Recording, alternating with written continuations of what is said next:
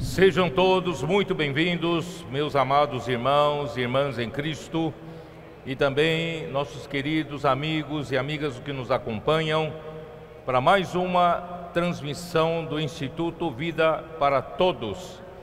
Ainda estamos numa conferência presencial na Estância Árvore da Vida, Sumaré, São Paulo. E o tema geral dessa série de conferências e mensagens é nossa missão, a edificação do corpo de Cristo. Chegamos à mensagem de número 14, que tem por título Habitação de Deus no Espírito. A leitura da Bíblia é Efésios capítulo 2, versículos de 11 a 22. Não temos como agradecer ao Senhor de tudo que Ele fez no nosso meio. Parece que nós estamos, de fato, nas regiões celestiais. As coisas estão acontecendo de uma forma muito acelerada. E o Senhor está cada vez mais renovando o coração de cada um aqui. E muitos estão, como dizem, acabou de dizer para mim, uma irmã acabou de dizer para mim, o meu chip também foi trocado.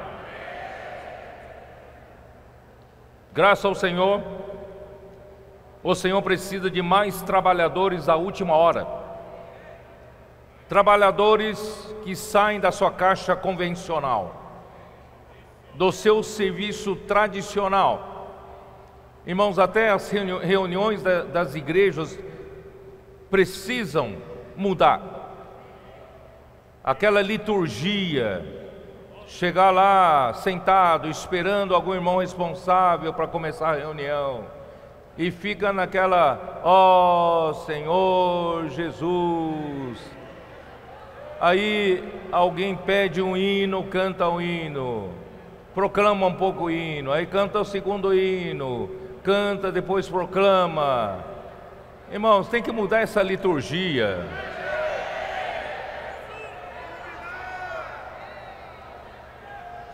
Ao entrar no portão, você já deve estar no terceiro céu, imerso na palavra profética, cheio do Espírito, com gasolina, com combustível, com ar, e bota pressão e acontece explosão dentro dos cilindros.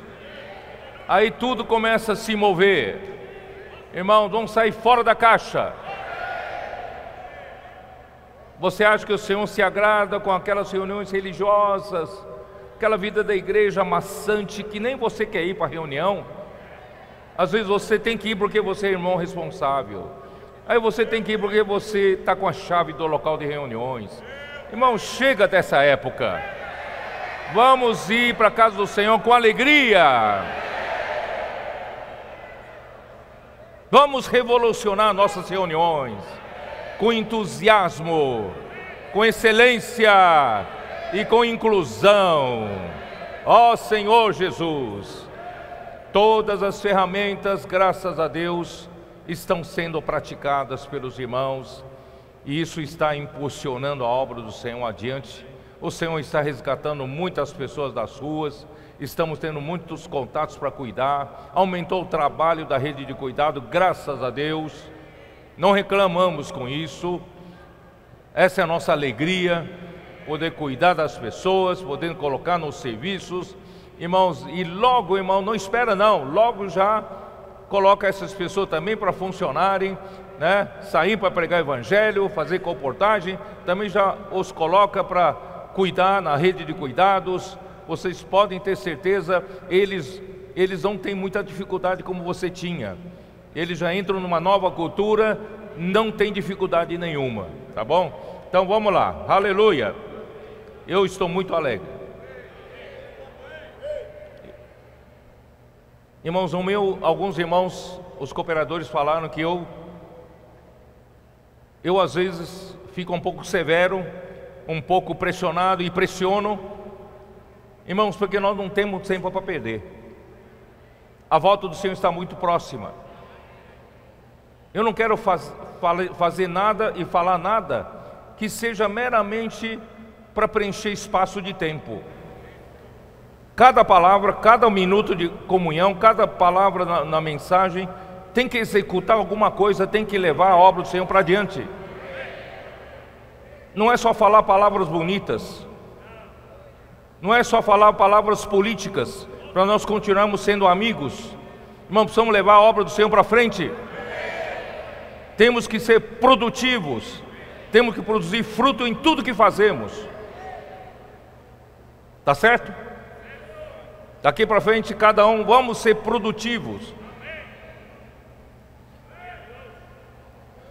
Da maneira convencional, nós entendimos o capítulo 1 de Efésios como a economia de Deus, o plano de Deus mostrado do ponto de vista do terceiro céu. Não está errado isso. Ali nós vemos Deus nos bendizendo com toda sorte de bênção espiritual nos lugares celestiais. Tudo começa com a bênção espiritual nos lugares celestiais. Mas no nosso conceito antigo, interpretação convencional, é de que o capítulo 2 começa lá embaixo, capítulo 1 começa lá em cima, o terceiro céu, e capítulo 2 começa cá embaixo no pecado, no delito e na morte. Irmãos, na verdade essa interpretação não está tão acurada. Se você olhar que o capítulo 1 está totalmente vinculado ao capítulo 2. No texto original não há divisão de capítulos.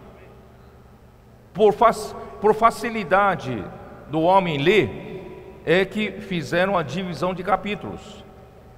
No final do capítulo 1, não existe uma separação do começo do capítulo 2. Se você lê agora dessa forma, na sequência, você vai perceber que o capítulo 2 explica o que o capítulo 1 iniciou, quando começou a falar da suprema grandeza do seu poder para com os que cremos. Então o autor explica, essa suprema grandeza do poder de Deus é tão grande, que ressuscitou a Jesus dentre os mortos. É tão grande que o fez sentar-se à direita de Deus. É tão grande que o fez ficar nos lugares celestiais acima de todo principado, de toda autoridade, de todo poder, de todo nome, de todo domínio. E não só isso, esse poder é tão grande que pôs todas as coisas debaixo dos pés de Cristo. E Deus então quer dar esse poder para os que creem, para a igreja. Por quê? Porque a igreja ainda precisa executar uma responsabilidade, uma tarefa. Qual é a responsabilidade?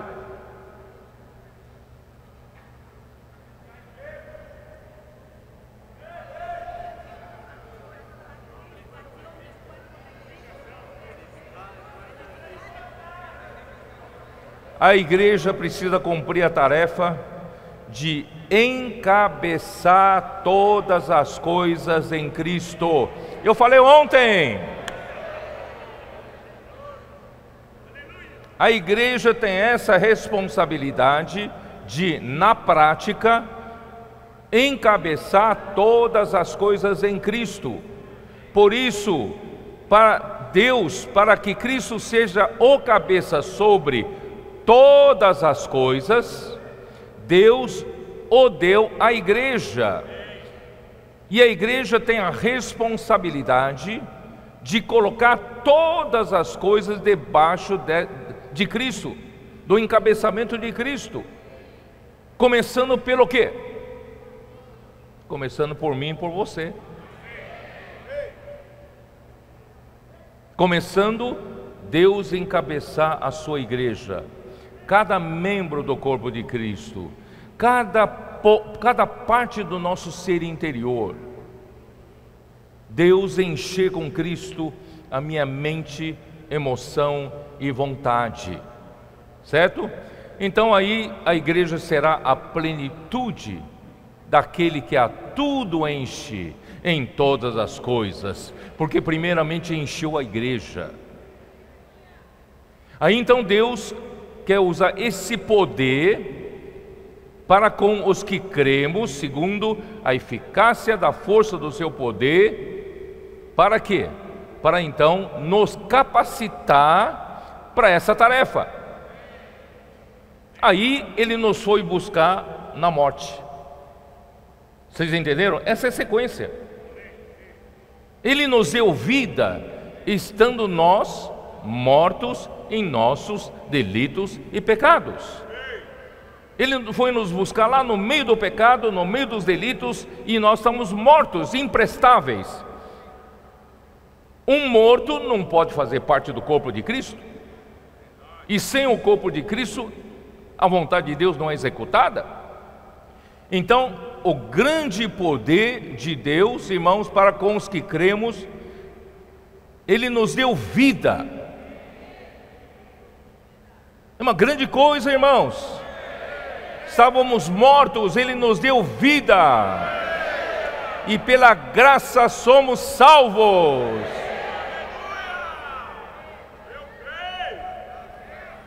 Ele nos ressuscitou juntamente com Cristo. Esse poder é tão grande que no momento que eu criei, muito tempo depois da ressurreição de Cristo, no momento que eu criei, Deus me uniu na experiência de ter ressuscitado a Cristo. Aí eu ressuscitei juntamente com Cristo.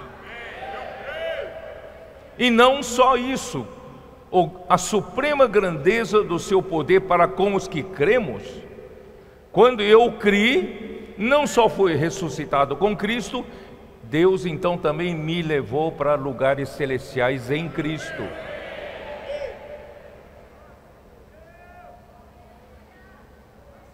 Para mostrar, irmãos, que isso não vem pelas nossas obras. Não é porque você é o bom, você é o capaz, você é alguém que todo mundo tem que admirar, todo mundo tem que tirar o chapéu para você. Não, para que ninguém se glorie. É dom de Deus, vem tudo pela graça, pela bondade, pela misericórdia, pelo amor de Deus. É ou não é? E no fim, irmãos, Deus quer nos fazer a sua obra-prima, a feitura, poema. O que é obra-prima? É uma nova criação. A criação já foi uma maravilha das obras de Deus, mas a nova criação então é a obra-prima, a melhor obra que Deus pôde fazer. Irmãos, essa obra-prima não é só objeto de arte para ser exibido nas galerias, é para ser habitável. Deus quer fazer dessa obra-prima algo que Ele possa habitar. Aí começa a mensagem de hoje, versículo 11. Portanto,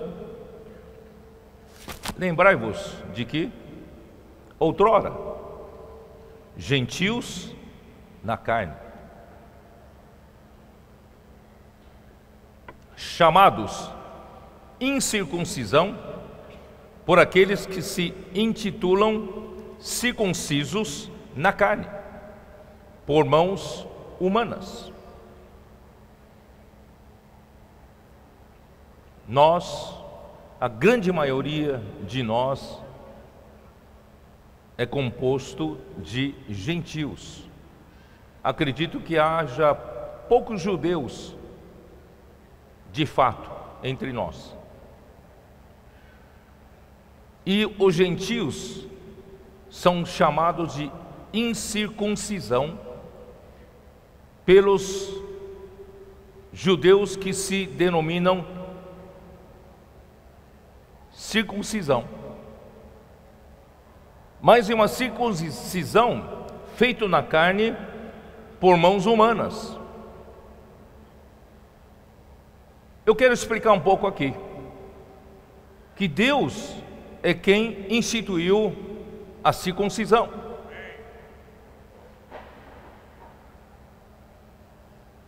Gênesis 17, versículo 9.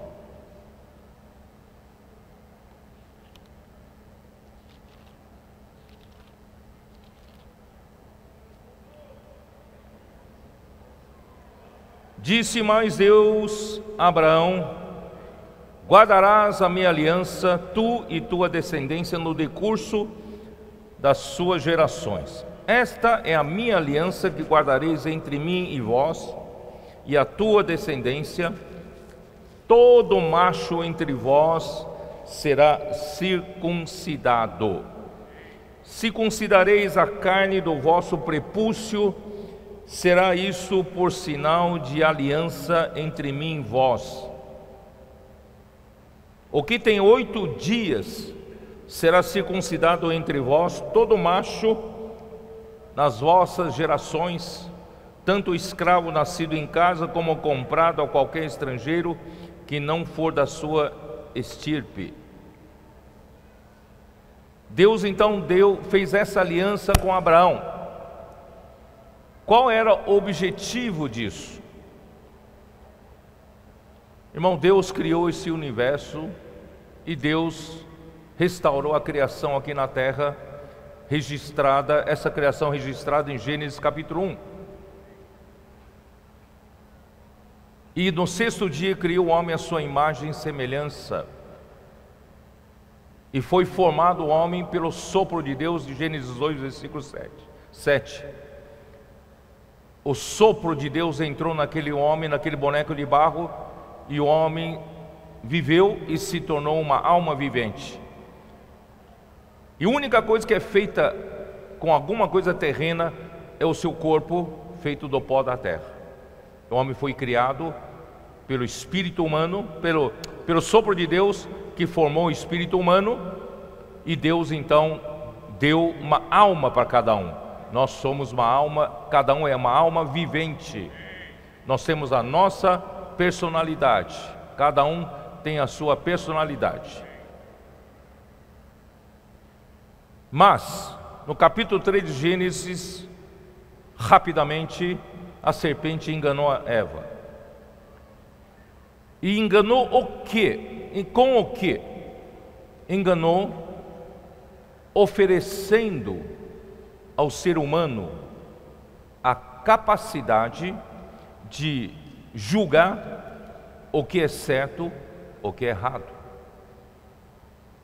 Não sei se vocês percebem que o problema do homem não é de repente o homem pecou e fez coisa ruim. A serpente ofereceu uma capacidade. Se o homem comer da árvore do conhecimento do bem e do mal, adquiriria essa capacidade de julgamento como Deus. Então, essa capacidade seria um substituto de Deus. Esse é o problema do homem. Então o homem aceitou, porque era a árvore do conhecimento do bem e do mal, era boa para ser alimento, e também o que? Boa, né? Para dar entendimento. E o homem comprou isso, comprou essa oferta de Satanás. Irmãos, a partir desse momento, Deus perdeu o homem, porque o homem já tem a sua própria capacidade. O homem sabe julgar as coisas sem Deus, do bem e do mal, só que é uma pseudo capacidade. que não leva para nada, pelo contrário, leva para a morte. E com isso, com essa desobediência, porque Deus disse para não comer dessa árvore, por essa desobediência, o pecado entrou no mundo, e pelo pecado a morte, e a morte passou para todos os homens, e todos nós estamos mortos em nossos delitos e pecados. Aí veio Gênesis 6, irmão André nos ajudou. A coisa piorou mais ainda. Os filhos de Deus, que são os anjos, eu não sei como, vocês não me perguntem, não sei responder, deixaram o seu domicílio, do seu estado natural, e tomaram as filhas dos homens por mulheres. Aí gerou uma confusão tremenda naquele tempo. Nasceram gigantes, filhos híbridos. Se isso continuasse, irmãos, ia acabar com a raça humana. A mistura seria grande. Deus não podia tolerar essa situação. Violência se multiplicou, maldade, pecado. Deus então teve que mandar o dilúvio e exterminou os seres humanos, apenas salvou uma família, a família de Noé. Saindo da arca, não muito tempo depois, um filho de Cush, Nimrod, estabelece, reina sobre os homens, dizendo-lhes que não precisam mais ter medo de Deus, porque depois do dilúvio todos os homens têm medo de Deus castigar novamente o homem, porque foi uma tragédia. Aí surge um líder, um ditador, para dizer: eu vou cuidar de vocês. O homem não precisa de Deus. Eu vou construir cidades para nos proteger, para nos dar condições de sobrevivência, cuidar do nosso sustento, cuidar da nossa segurança e também cuidar da nossa diversão. Aí construiu a primeira cidade, chamada Babel. Daí que veio a Babilônia, que persegue o povo de Deus até o dia de hoje. Essa declaração de independência, irmãos, segue nos nossos dias. Aí é a figura da estátua de Nabucodonosor, representando o governo humano. O governo humano, controlado pelo príncipe desse mundo, por meio do seu comércio, oferecendo poder, dinheiro, prestígio, fama, é o que eu disse ontem. Ele mantém os poderosos que controlam o mundo todo. Na verdade, quem controla é o príncipe desse mundo. Aí daí para frente, irmãos, Nimrod introduziu idolatria. Nos afastamos do Deus verdadeiro, mas às vezes não precisamos de alguma ajuda do sobrenatural, alguma ajuda das divindades, dos falsos deuses. Aí começam os ídolos serem adorados. Oferecem-se sacrifícios para os ídolos os ajudarem no clima para a produção agrícola, ou no clima para não exterminar o homem novamente com inundações, ou coisas semelhantes.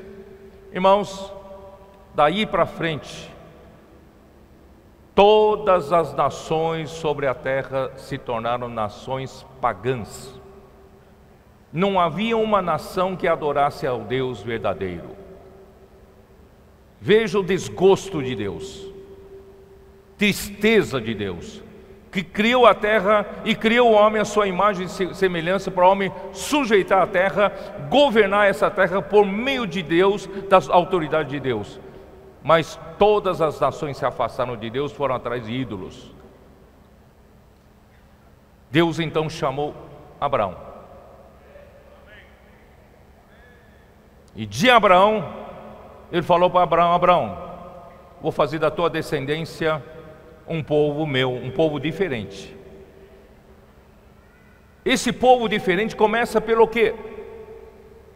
Por que Deus fez a aliança da circuncisão com Abraão, visando obter um povo diferente? Diferente de quê, irmãos? Por onde o homem caiu? Por onde o homem caiu?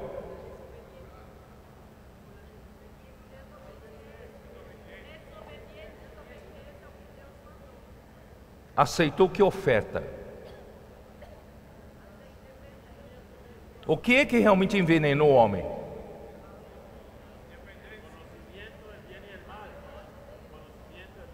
A capacidade. A capacidade que o homem acredita ter, que veio da árvore do conhecimento do bem e do mal, que substitua a direção de Deus. Não sei se seus irmãos entenderam. O verdadeiro sentido do fruto da árvore do conhecimento do bem e do mal, irmãos, é o homem ter adquirido uma capacidade de julgar, de tomar decisões e de agir por si próprio no lugar de Deus.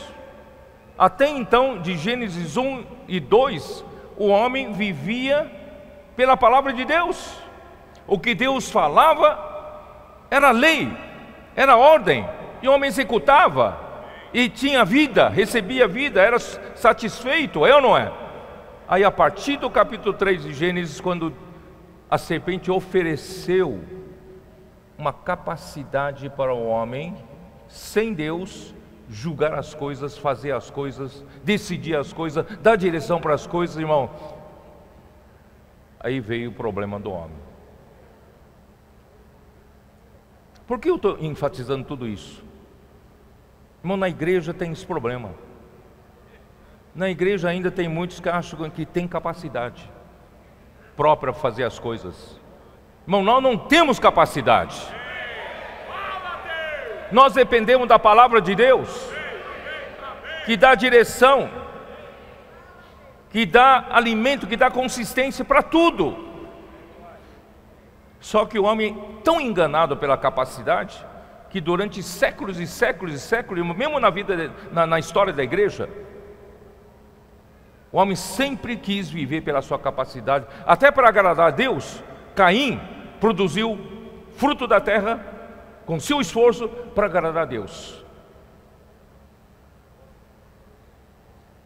Então qual é a aliança que Deus fez com Abraão? A circuncisão então significa o quê? O que é circuncisão? Para homem não confiar mais na carne. O homem se tornou carne. Depois da queda do homem, homem se tornou carne. Queridos irmãos e irmãs, não confie mais na sua carne. Não confie mais no seu homem caído. Dependa exclusivamente da palavra do Senhor para viver. Viva no Espírito. Aqueles que são guiados pelo Espírito de Deus é que são filhos de Deus.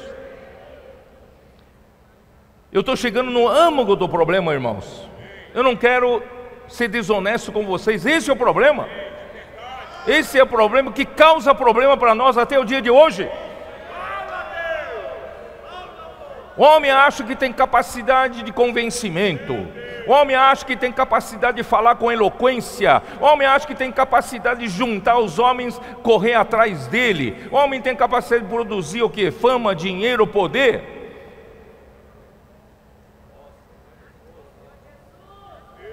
Mas nós somos um povo que não confia na carne.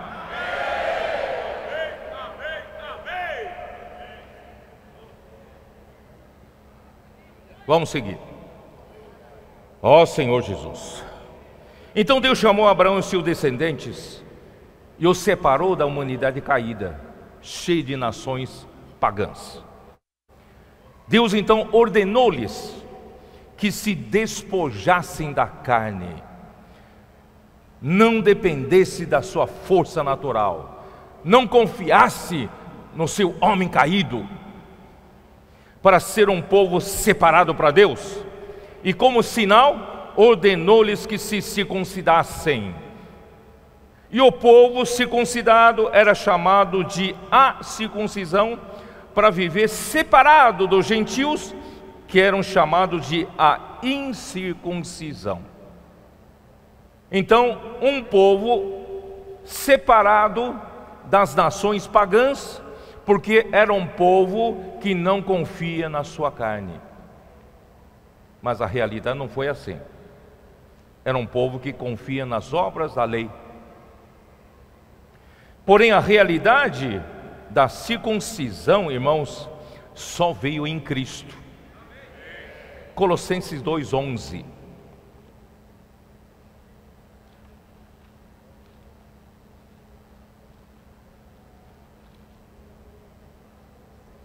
Nele também fostes circuncidados, não por intermédio de mãos. Efésios 2 fala a circuncisão foi feita por mãos humanas. Aqui é uma circuncisão não feita por intermédio de mãos, mas no despojamento do corpo da carne, que é a circuncisão de Cristo. A igreja recebeu a circuncisão de Cristo. Capítulo 3, versículo 11.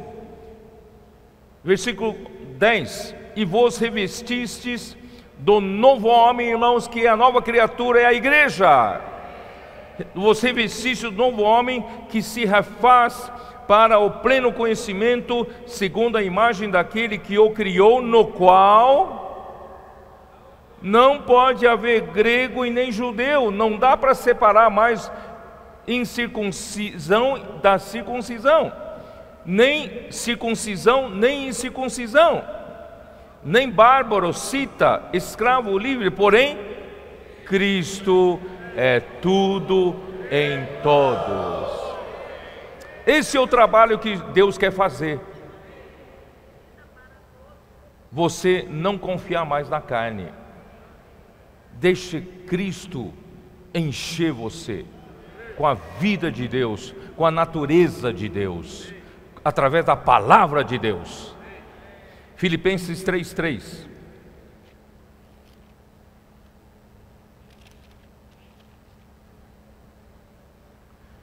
Porque nós é que somos a circuncisão. Diga para si mesmo: nós é que somos a circuncisão. Nós. Sabe por quê? Nós que adoramos a Deus na carne? Não. Nós que adoramos a Deus no Espírito.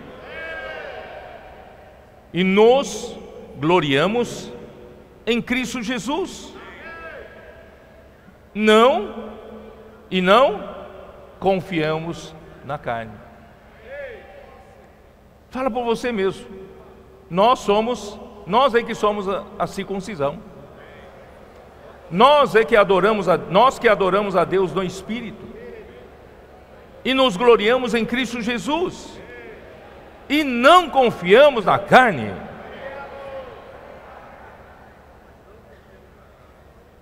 Todavia, antes de chegar a Cristo, o povo judeu era um povo separado por Deus, era um povo circunciso. Para eles, os incircuncisos são imundos, são idólatras, são como porcos, são como cães. Eles não podem se associar, nem sequer comer juntos, porque eles são um povo circunciso, separado dos demais. Todavia, queridos irmãos, essa aliança se tornou a lei dos mandamentos, só que eles guardaram apenas como ordenanças. Não guardaram a realidade. Não foi um povo, pelo menos na maioria, não era um povo que realmente não confiasse em si mesmo. mas se tornou um cumprimento de mera ordenança. Vamos voltar lá. Efésios 2.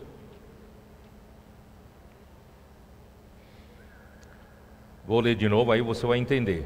Versículo 11: portanto, lembrai-vos de que, outrora vós, gentios da carne, chamados incircuncisão por aqueles que se intitulam circuncisos, na carne por mãos humanas, naquele tempo estáveis sem Cristo, separados da comunidade de Israel, não é?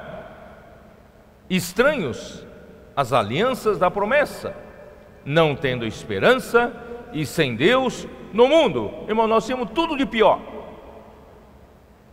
Os gentios tinham tudo de pior, porque até Cristo, ele veio na linhagem humana, veio da descendência de Davi.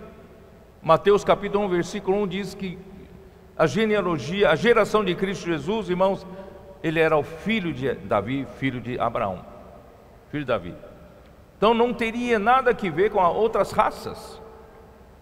E Gálatas 4:4 fala que Jesus foi nascido sob a lei, nascido da mulher e nascido sob a lei.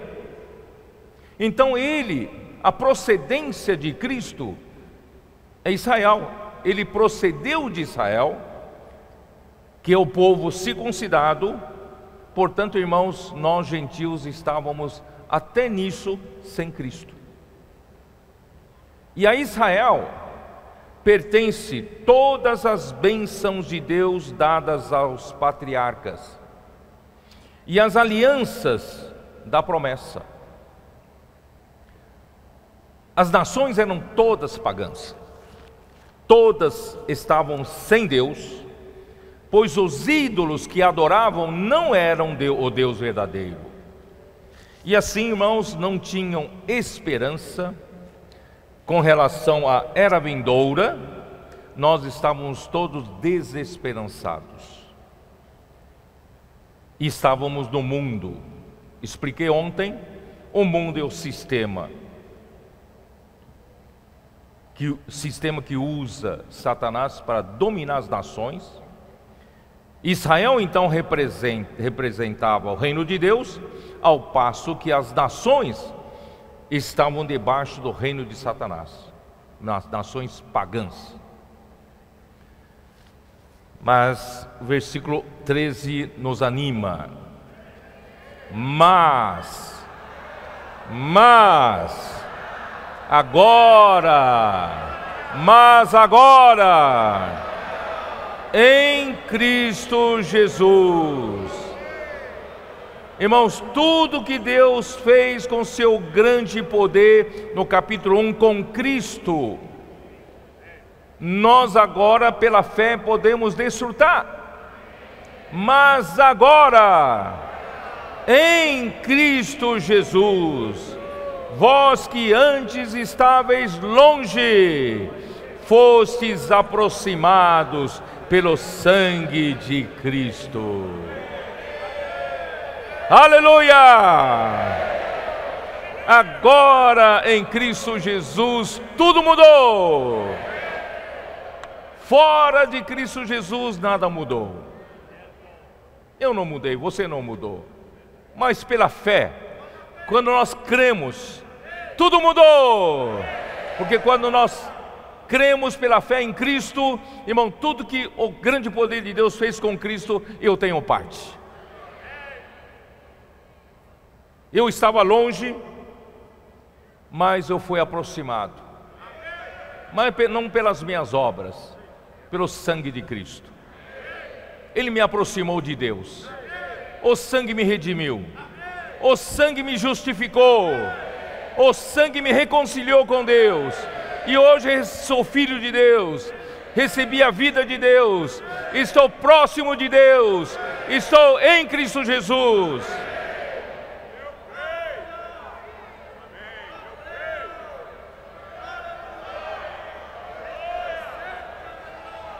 Mas tem um problema.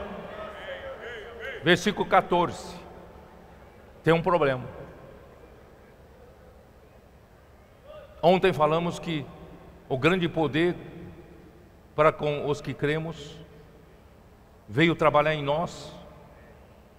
Nós estávamos com um grande problema, estávamos mortos. Deus quer construir uma obra-prima viva, então nos deu vida. O grande poder de Deus, irmãos, fez com que Deus perdoasse nossos pecados, nos tirássemos da ofensa, e pela graça somos salvos. Ele nos deu vida, juntamente com Cristo na sua ressurreição, e ainda mais nos assentou também nos lugares celestiais, também em Cristo Jesus. Que maravilha!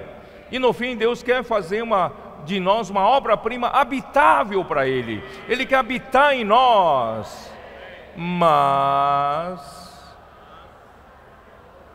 temos um grande problema. Essa inimizade entre os judeus e gentios não foi resolvida. Deus vai, em Cristo, receber todos que nele creem, para fazer essa obra-prima, para formar o corpo de Cristo, para edificar o corpo de Cristo e fazer essa obra-prima um lugar habitável para Deus. Ele não vai fazer discriminação, sejam judeus, sejam gentios. Deus quer incluir todos, mas todos que creem. Só que quando entram para a igreja, todos que creem, os judeus creram, no dia do Pentecostes foram recebidos com uma porta aberta para o reino dos céus para recebê-los. Apóstolo Pedro foi usado para isso. E capítulo 10 de Atos, essa mesma porta do reino dos céus, que abriu para os judeus que creram, abriu também para os gentios que creram. Agora, olha que você mistura judeus e gentios que creram aqui, no mesmo lugar, surge o conflito. Esse problema da circuncisão, incircuncisão, começa a surgir inimizade entre nós. Os judeus, mesmo crentes, não conseguem conviver com gentios. Quando Paulo comia juntamente com o apóstolo Pedro, com os gentios crentes ali, mas quando chegou alguns da parte de Tiago, Pedro então dissimulou, se afastou dos gentios crentes e se uniu aos judeus crentes, porque ele tinha medo de alguém relatar para o Tiago que Pedro estava comendo com os incircuncisos. Mas quando veio Cristo, irmão, acabou essa barreira. Mas na prática ainda ficou essa barreira. Então, versículo 14, nós precisamos de alguém que faça paz. E Ele é a nossa paz. Porque Ele é a nossa paz, o qual de ambos fez um, e tendo derribado a parede da separação que estava no meio, a inimizade. Como Ele derrubou? Aboliu na sua carne a lei dos mandamentos na forma de ordenanças, para que dos dois criasse em si mesmo um novo homem, fazendo a paz. Ó Senhor Jesus, Cristo é a paz entre os judeus que creram e entre os gentios que creram. Em Cristo, irmãos, não há mais distinção entre judeus e gentios. Romanos 10, versículo 12. Senhor Jesus.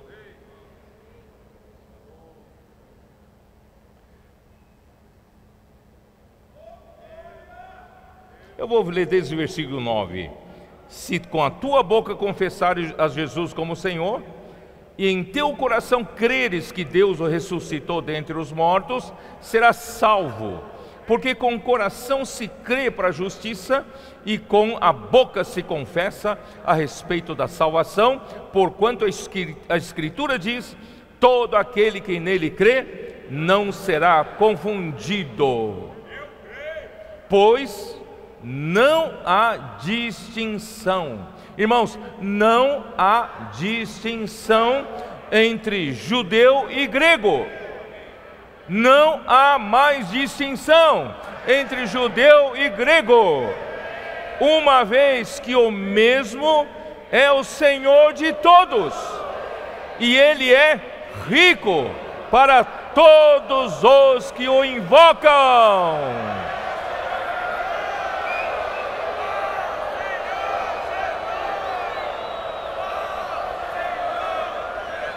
Essa parede de separação foi derrubada por Cristo. Não há mais distinção entre judeu e grego. Gálatas 3:28.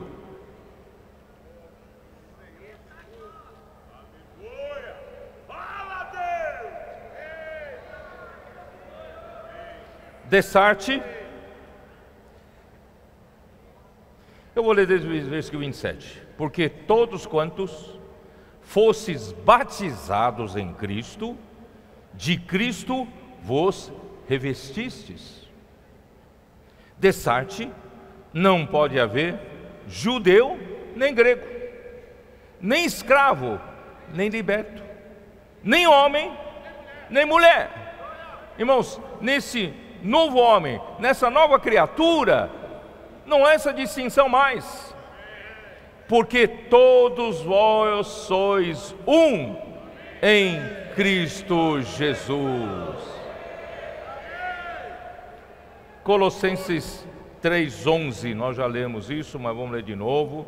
Colossenses 3:11, que diz: no novo homem, no qual não pode haver grego, nem judeu, nem circuncisão, nem incircuncisão, bárbaro, cita, escravo ou livre. Porém, Cristo é tudo em todos. Não tem mais briga. Você judeu tem a natureza de ser um gentil, tem a natureza de um gentil. Isso também não serve para o Senhor. Você é um judeu, tem uma natureza de judeu, não serve para o Senhor. O Senhor quer transformar tudo isso em Cristo. Todo o vácuo de poder, Cristo quer encher.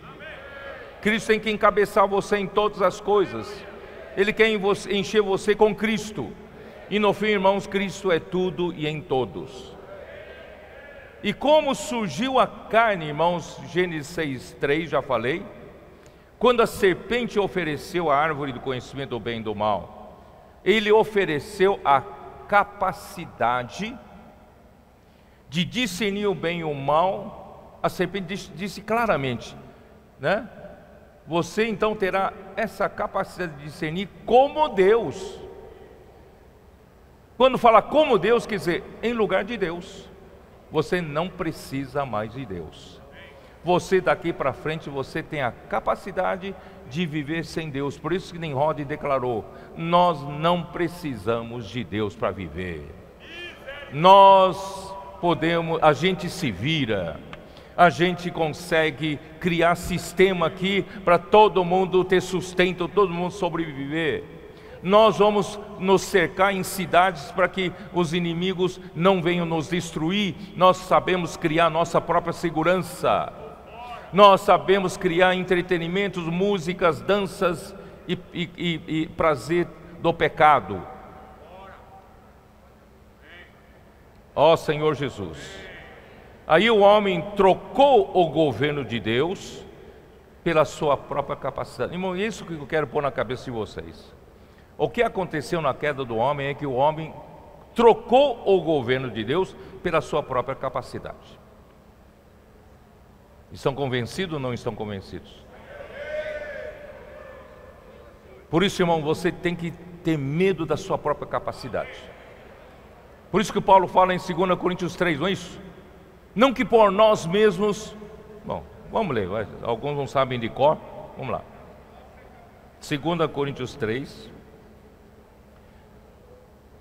versículo 4 diz assim: e é por intermédio de Cristo que temos tal confiança em Deus, não que por nós mesmos sejamos capazes de pensar alguma coisa como se partisse de nós, irmão. Nada nem parte de nós. Pelo contrário, a nossa suficiência vem de Deus. Não vem daquela capacidade que a serpente ofereceu para a humanidade. Não caia nessa armadilha mais. O qual nos habilitou para sermos ministros de uma nova aliança. Não da letra. A letra ainda nos faz confiar na nossa capacidade. Eu tenho mais capacidade de falar, de pregar do que você. Eu tenho mais capacidade de guardar como conhecimento, né, do que você. Irmãos, a letra ainda pode ser uma demonstração da sabedoria humana, mas, irmãos, do Espírito não. Porque a nova aliança não é da letra, mas do Espírito. Porque a letra mata, mas o Espírito dá vida.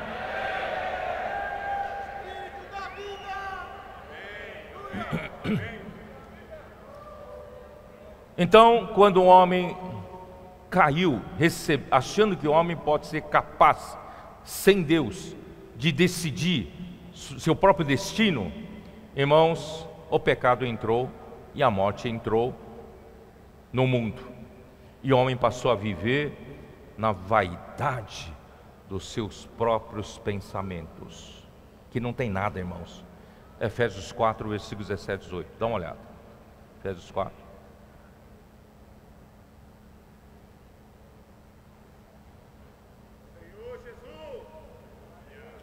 Você pensa que é capaz? Você pensa que é inteligente? Você não tem nada na cabeça, não. Você só tem minhoca na cabeça. E versículo 17 aqui prova: isto, portanto, digo, e no Senhor testifico: não mais andeis, como também andam os gentios, na vaidade dos seus próprios pensamentos. Irmãos, os nossos pensamentos depois da queda, o homem se acha capaz, o homem se acha realizador de grandes coisas. Para Deus não passa de vaidade. Aqui na nossa mente, no nosso pensamento, tudo que nós pensamos achando que é de bom, não passa de um vazio. Com relação à vontade de Deus, com relação à obra de Deus, é um zero. É um zero. Não confie no seu pensamento. Não confie na sua mente. Não confie na sua capacidade mental. É vaidade de vaidade. É zero mais zero. Deus quer usar uma mente renovada. Vamos renovar nossa mente.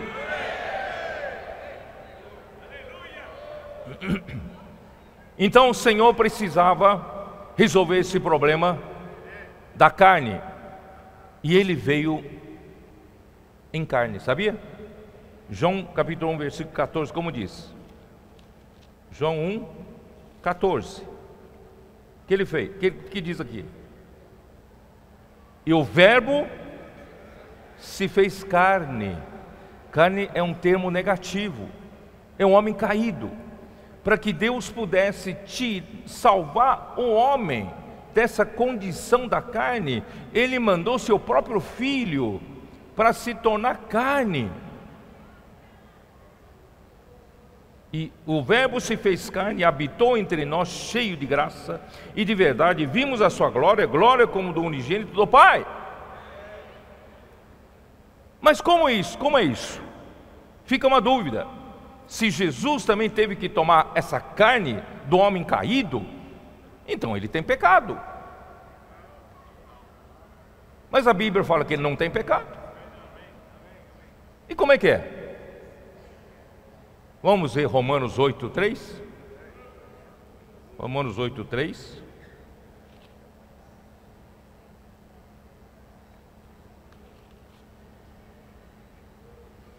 Porquanto o que fora impossível à lei, no que estava enferma pela carne, isso fez Deus enviando o seu próprio Filho, em semelhança de carne pecaminosa, e no tocante ao pecado, e com efeito condenou Deus na carne o pecado.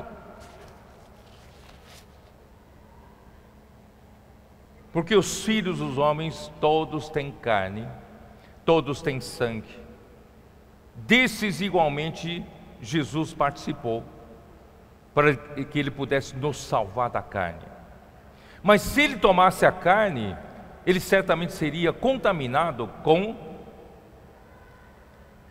a parte pecaminosa da carne, da natureza pecaminosa da carne. Mas olha que coisa maravilhosa. Aqui diz assim: isso fez Deus enviando o seu próprio Filho em semelhança da carne do pecado. Semelhança. Qual é a diferença? Eu vou pedir para projetar aqui a ilustração. Eu já falei isso no passado. Apareceu ou não? Apareceu. Você vê uma circunferência. Na verdade, eu quero mostrar um círculo, que é a carne do homem, e o contorno desse círculo é a semelhança da carne do pecado, e o conteúdo desse círculo é a carne do pecado. Jesus não participou da carne do pecado, mas ele participou da semelhança da carne do pecado. Vocês não entenderam? E quando Deus levou Jesus para a cruz, ele levou pelo contorno. Mas quando levou pelo contorno, o conteúdo foi junto. Porque Deus colocou todos os pecados do mundo inteiro nele. Mas ele só tinha a semelhança. É que nem uma ratoeira que entrou um rato e foi morto todo junto. E quando Jesus, como a semelhança da carne pecaminosa, foi à cruz, destruiu Deus na carne o pecado. Vocês têm que pular da cadeira.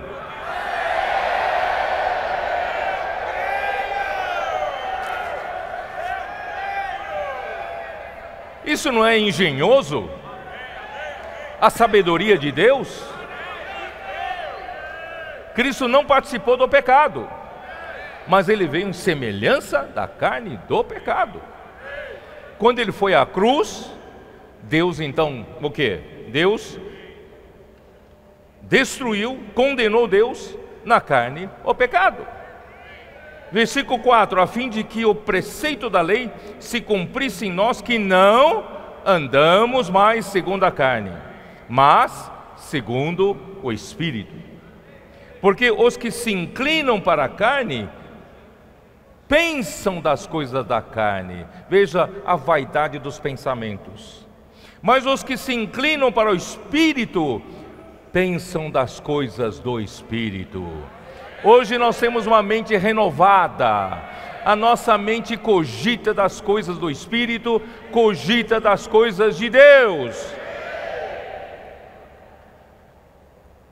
Assim, irmão, na sua carne, ele aboliu a lei dos mandamentos na forma de ordenanças, porque o homem religioso, irmãos, é preso às formas, rituais, costumes e práticas de adoração a Deus, irmão, que só causam divisão e inimizade. É ou não é?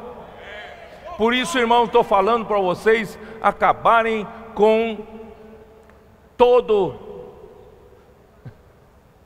ritual das reuniões.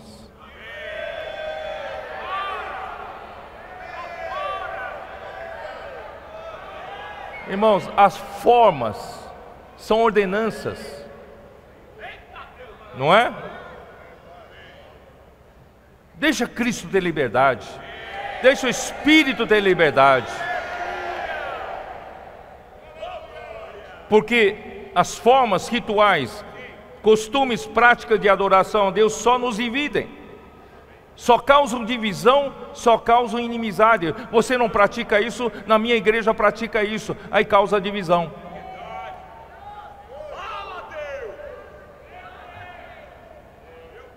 Cristo, ele criou os dois povos, um novo homem. Gálatas 3. Para que serve? Para que serviu a lei? Versículo 23. Mas antes que viesse a fé, estávamos sob a tutela da lei e nela encerrados para essa fé que de futuro havia de revelar-se, de maneira que a lei nos serviu de aio, de tutor, para nos guardar enquanto nós éramos crianças, não sabíamos nem para onde ir, não sabíamos discernir a direita da esquerda. Então a lei nos serviu de tutor para quê? Para nos conduzir aonde? Para nos conduzir a Cristo, a fim de que fôssemos justificados por fé. Mas tendo vindo a fé, já não permanecemos subordinados ao aio, pois todos vós sois filhos de Deus mediante a fé em Cristo Jesus, seja judeu e seja grego. Dessarte. Não, versículo 27. Porque todos quantos fossem batizados em Cristo, de Cristo vos revestistes. Dessarte. Não pode haver judeu, nem grego, nem escravo, nem liberto, nem homem, nem mulher, porém todos vós sois um em Cristo Jesus, e se sois de Cristo, também sois descendentes de Abraão e herdeiros segundo a promessa. Irmãos, a igreja é um novo homem, porque Cristo fez a paz, porque Cristo é a paz. Quando nos despimos do velho homem, com as obras da carne que corrompem e dividem, e nos revestimos de Cristo como novo homem, nós produzimos fruto do Espírito. Isso já li em Gálatas capítulo 5, tá? Então o novo homem, irmãos, é a igreja que se revestiu de Cristo, que vive no Espírito e manifesta a personalidade de Cristo. Por isso, irmãos, o reino dos céus tem que ser composto por pessoas que se esvaziam da sua carne, se esvaziam da sua capacidade, se esvaziam de si mesmo. O reino dos céus, como você entra no reino dos céus? Bem-aventurados os pobres em espírito.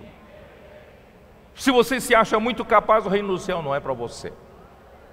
Por isso Isaías 57:15, Isaías 66:2 nos falam que nós precisamos ter um espírito contrito, humilde de coração, um espírito contrito e humilde, coração quebrantado e arrependido. Irmãos, Deus habita em nós. Se você é cheio de si, cheio de capacidade, Deus não está com você. Quando você acha que você é incapaz e depende do espírito, de espírito contrito, Deus está com você. E você tem amor reverente à palavra, você ama a palavra. Quando vem a palavra, você fala: opa, aqui está Deus, está a presença de Deus. Quando Deus fala, Deus está presente. Então eu tenho um amor reverente à palavra de Deus. Nós não confiamos na carne. Versículos 16 a 19, voltando lá para Efésios. Preciso terminar.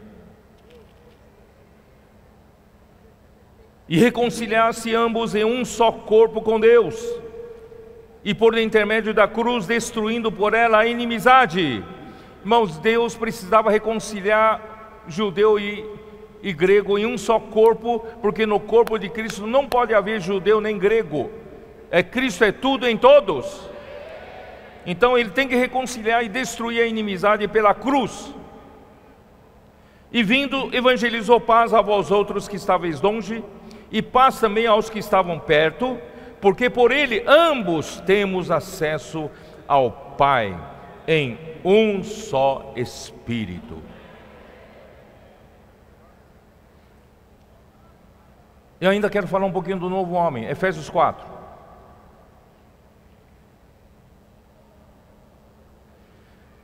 Versículo 21 fala do velho homem. Se é que de fato o tendes ouvido e nele fosse instruído, segundo a verdade em Jesus, no sentido de que, quanto ao trato passado, vos despojeis do velho homem, que se corrompe segundo as concupiscências do engano. Irmão, vamos tirar essa veste do velho homem, tira essa roupa do velho homem, tira.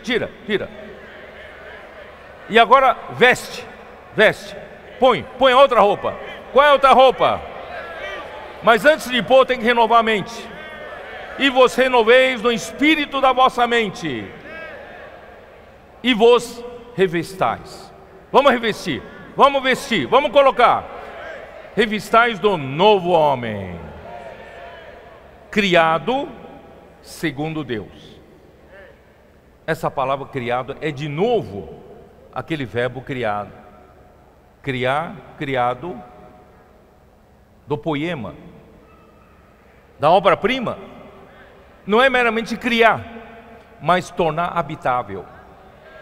Deus vai criar um novo homem para se tornar habitável para Ele. Deus quer habitar no novo homem. O novo homem agora, Cristo habita. Cristo é a personalidade do novo homem. Cristo é a vida nesse novo homem. A Cristo é a pessoa desse novo homem. Cristo é tudo nesse novo homem. Então Deus está criando um novo homem para Ele habitar, para ser habitável. Por isso, irmãos, no corpo de Cristo não há mais inimizade, pois fomos reconciliados pela sua morte na cruz. Devemos perceber, irmãos, que todos nós, Romanos 6, vamos lá, Romanos 6. Romanos 6, versículo 3. Ou porventura ignorais que todos nós que fomos batizados em Cristo Jesus, fomos batizados na sua morte? Fomos, pois, sepultados com Ele na morte pelo batismo, para que, como Cristo foi ressuscitado dentre os mortos, pela glória do Pai, assim também andemos nós em novidade de vida. Agora somos um novo homem, somos uma outra pessoa. Não ando mais na carne, não confio mais na carne. Estou sendo edificado juntamente com os irmãos. Porque se formos unidos com Ele na semelhança da sua morte, certamente o seremos também na semelhança da sua ressurreição. Sabendo isso, que foi crucificado com Ele o nosso velho homem, para que o corpo do pecado seja destruído e não sirvamos o pecado como escravo. Irmãos, versículo 8, ora, se já morremos com Cristo, cremos que também com Ele viveremos. A carne com toda a sua capacidade no velho homem, irmão, morreu com Cristo. E agora, irmão, nós estamos num novo homem. Nesse novo homem, irmãos, nós vamos viver com Cristo. Cristo quem vive em nós. E aí nós vamos ter paz. Paz. Cristo é a nossa paz. Por isso, irmãos, Deus quer tornar o novo homem habitável, a igreja habitável. Mas, irmão, nós ainda temos muito problema. Vamos esquecer que são judeus e gentios, que não temos tanto problema aqui entre nós. Mas não temos muito problema de relacionamento, temos ou não temos? E quando você resolve servir ao Senhor, então? Quando não servia ao Senhor, não estava nem aí, não é isso? Mas você começa a servir ao Senhor, opa, tem uma crítica aqui, um olhar torto, pronto, já afetou você. Nós temos muito problema. Com esse aqui eu consigo servir, com aquela, não vou com a cara daquela. Temos ou não temos esse problema?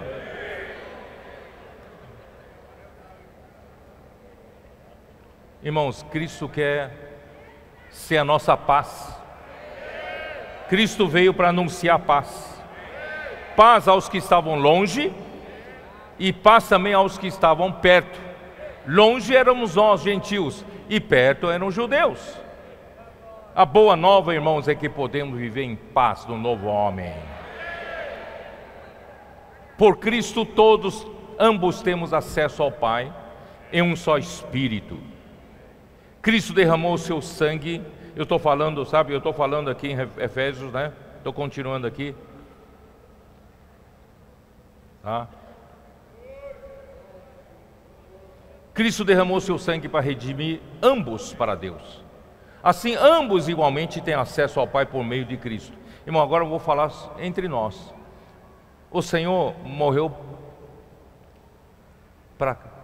por cada um de nós. Por esse irmão ou irmã que você tem problema. Mas Cristo morreu por ele e por ela. Para quê? Morreu por você também. Para que ele possa promover paz. Cristo é a paz, não é? Então, primeiramente, ambos foram reconciliados com Deus em um só corpo. Você fala, eu não gosto desse irmão. Mas esse irmão faz parte, ele é um membro do corpo. Tem algum membro que você odeia do seu corpo?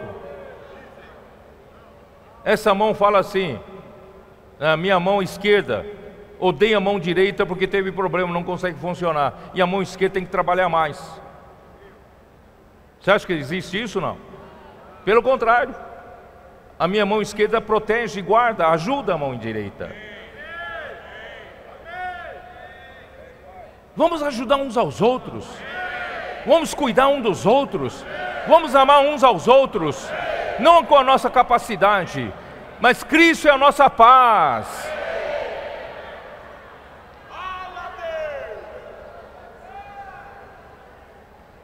Por isso, irmão, não somos mais estrangeiros, nem peregrinos.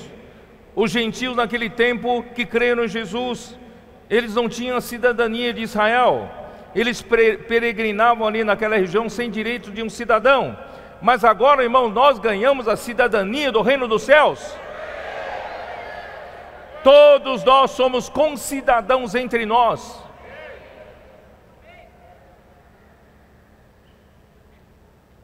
De que país você é cidadão? Brasileiro?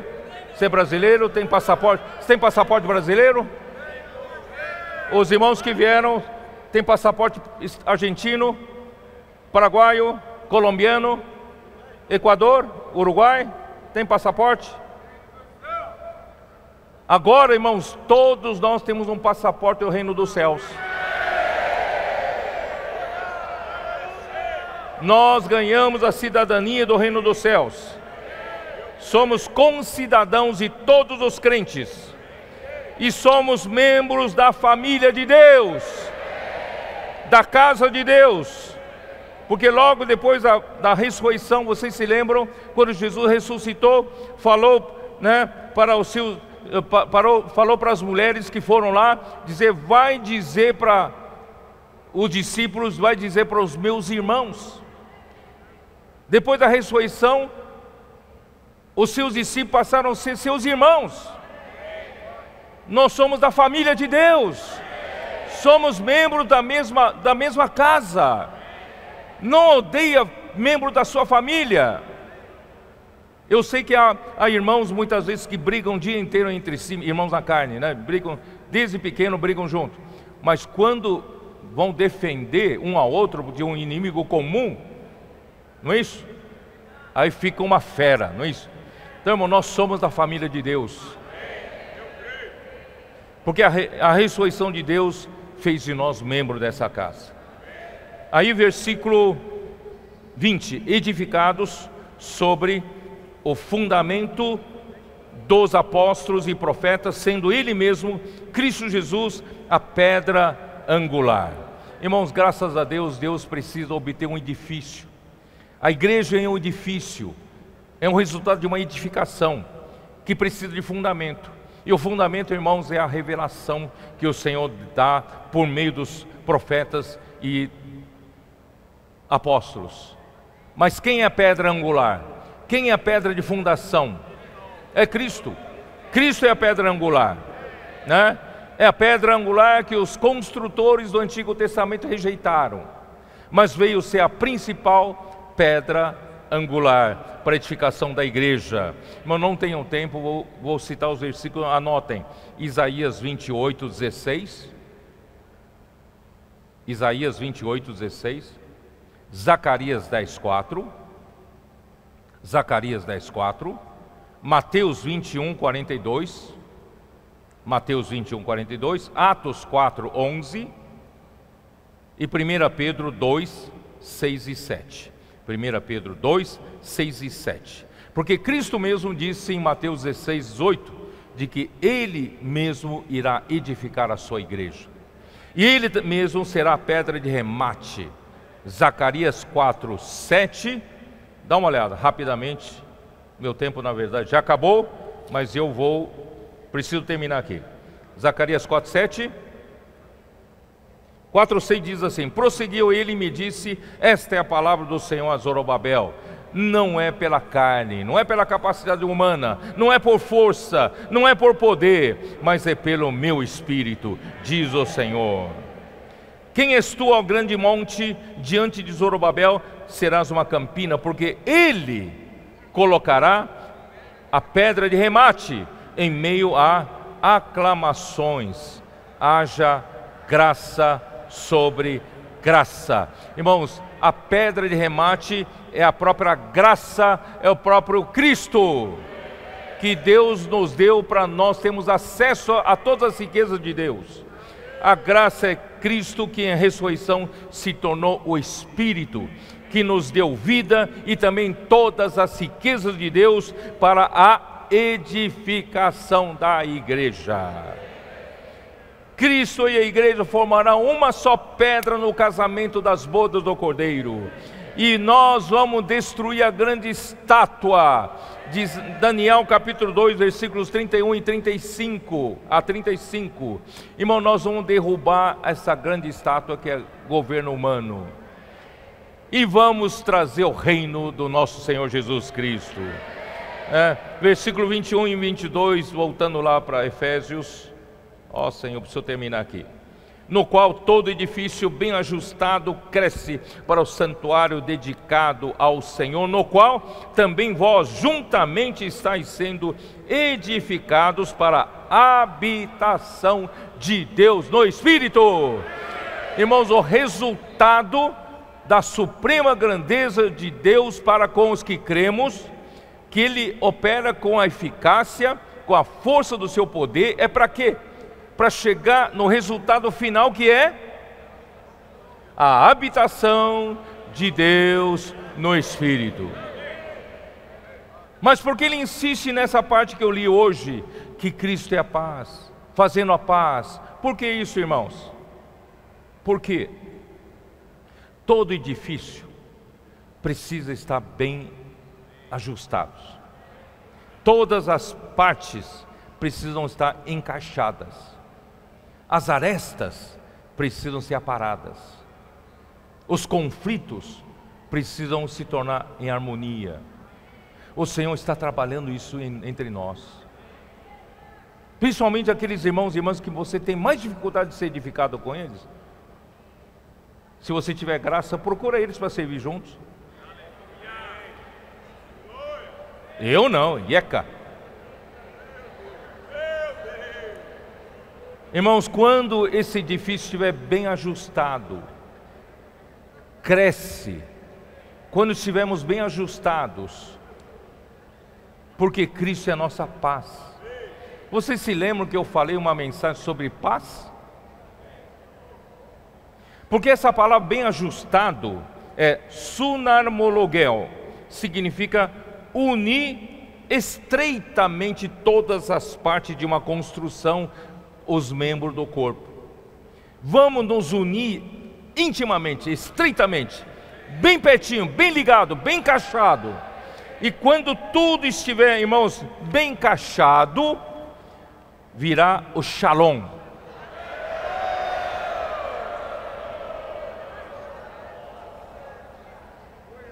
Vocês se lembram quando eu falei?